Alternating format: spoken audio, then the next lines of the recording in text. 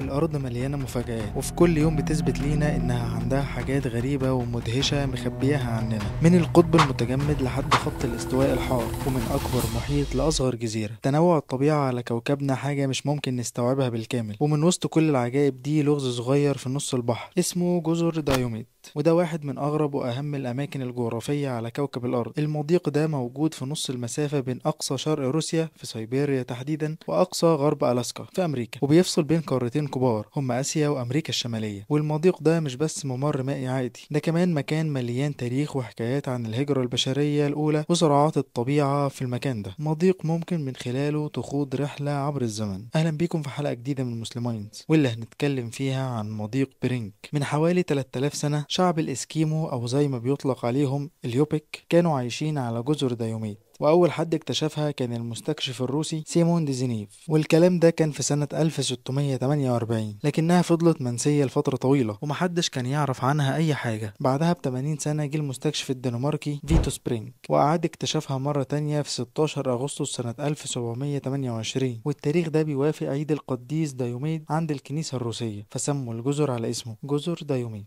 ومن الجدير بالذكر إن الجزر دي بتتكون من جزيرتين، جزيرة دايوميد الكبرى ودي موجودة تحت حكم روسيا، والجزيرة التانية هي جزيرة دايوميد الصغرى ودي موجودة تحت حكم أمريكا. لكن اللي يخليك تندهش هو إن بينهم فرق زمني يقارب يوم كامل. خلينا نفهم ليه ونكتشف أكتر عن الجزر دي. جزر دايوميد بيطلق عليها جزر الأمس والغد، وأيوة ده اسمهم اللي هم مشهورين بيه. والغريب ان المسافة بينهم حوالي 3.8 كيلومتر، يعني اقل من 4 كيلومتر، لكنهم في الحقيقة بينهم فجوة زمنية عملاقة. وتعالى افهمك ده بيحصل ازاي بالتفصيل. تخيل نفسك في رحلة عبر الزمن، مش بس بالمعنى المجازي لكن كمان جغرافيا، في المكان اللي بيفصل بين قارة اسيا وامريكا الشمالية، وتحديدا في فصل الشتاء. بيحصل حاجة غريبة جدا، وهو ان درجة الحرارة بتنخفض لدرجة ان المية في المضيق ده بتتجمد بشكل جزئي، وده بيخلي المسافة بين النقطتين تقرب بشكل كبير وتتحول لحوالي 4 كيلومتر. لكن الفرق الزمني بينهم بيوصل لحوالي 21 ساعة، وبسبب ان التوقيت بين روسيا وامريكا مختلف بحوالي 21 ساعة دول، فلو كنت في جزيرة دايوميد الامريكية وبصيت للجزيرة الروسية القريبة منها، حرفيا هتشوف المستقبل وهتشوف اليوم اللي بعده. والكلام ده معناه ان لو بدأت رحلتك من روسيا يوم الخميس الساعة 12 الظهر، هتوصل لامريكا بس مش بعد 20 دقيقة، لكن هتوصل في يوم الاربع، يعني قبلها بيوم كامل. والسبب في كده ان خط التاريخ الدولي IDL بيعدي بينهم، وهو خط وهمي في نص المحيط الهادي بيفصل بين الايام. يعني لو عديت الخط ده من ناحية الغرب بتكسب يوم، فبنلاقي الجزيرة الروسية متقدمة بحوالي يوم كامل عن الجزيرة الامريكية. وعلشان كده جزيرة دايوميد الصغرى بيتقال عليها جزيرة الامس، وجزيرة دايوميد الكبرى بيتقال عليها جزيرة الغد. ولو رجعنا بالزمن لالاف السنين لورا، في العصر الجليدي الاخير مستوى سطح البحر كان اقل، فكان في ممر بري اسمه جسر برينج البري. الممر ده كان بيستخدمه البشر والحيوانات للتنقل بين القارتين، يعني اللي كانوا بيعيشوا في دولة سيبيريا قدروا يوصلوا لأمريكا الشمالية مشيا على الأقدام. وده بيخلينا نفكر إزاي الزمن في الأماكن دي مش مجرد ساعات ودقايق. ممكن الناس تتخيل إن المسافات أقرب، خصوصا في فترة التجمد، لأن في الشتاء بيحصل انكماش جغرافي. وفي الماضي جغرافية المكان كانت بتغير مصائر البشر زي حركة القبائل والهجرة، وكان كله مرتبط بالجسور الطبيعية دي. أما بقى في العصر الحديث فمضيق برينج هو عبارة عن جزء من الحدود بين روسيا وأمريكا. ولو جينا بصينا على الحياة في الجزيرتين دول، هنلاقي جزيرة دايوميد الصغرى جزيرة فيها أقل من 100 ساكن، وموجودة على بعد حوالي 25 كيلو من ساحل ألاسكا. والجو هناك صعب جدا، لأن الجزيرة دي بتعتبر من أكتر الأماكن المعزولة في أمريكا، وعشان كده عدد سكانها أقل من 100 شخص، معظمهم من السكان الأصليين اللي عايشين حياة تقليدية. فزمان وقبل بداية الحرب الباردة، واللي كانت بين أكبر قوتين عالميتين، واللي هم في الوقت ده كانت الولايات المتحدة والاتحاد السوفيتي، واللي بدأت سنة 1947 لحد انهيار الاتحاد السوفيتي سنة 1991. وقتها كان السكان الأصليين عايشين في الجزيرتين مع بعض، لكن بعد الحرب العالمية التانية سكان جزيرة دايوميد الكبرى اضطروا يسيبوا الجزيرة وينتقلوا للبر الرئيسي علشان يتجنبوا الاحتكاك مع الجنود.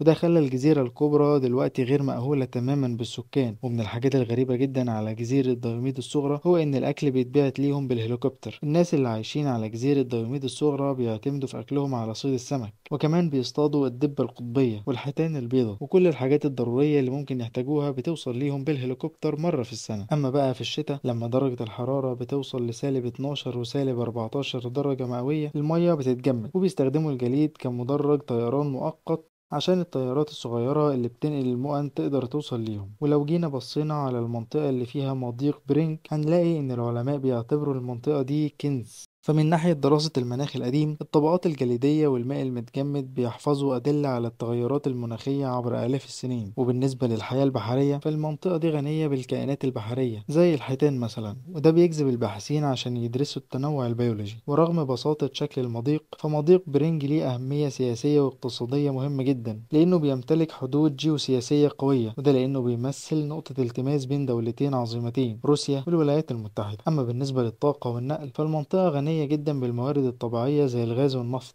وفيه اهتمام بتطوير مسارات نقل جديدة خصوصا مع ذوبان الجليد بسبب التغير المناخي. وفي بعض الأوقات بنلاقي مغامرين بيحاولوا العبور بين روسيا لأمريكا على الأقدام أو باستخدام أدوات تزحلق في فصل الشتاء، لكن طبعا هي بتفضل مغامرة خطيرة بسبب الجليد الغير مستقر. وأخيرا الجزر دي مثل بسيط على إن قد إيه العالم فيه حاجات غريبة وعجيبة، وكل شوية بنكتشف قصص أكتر عن الأماكن البعيدة اللي مليانة تاريخ وطبيعة مبهرة. دي كانت كل معلوماتنا في حلقة النهاردة من مسلمين.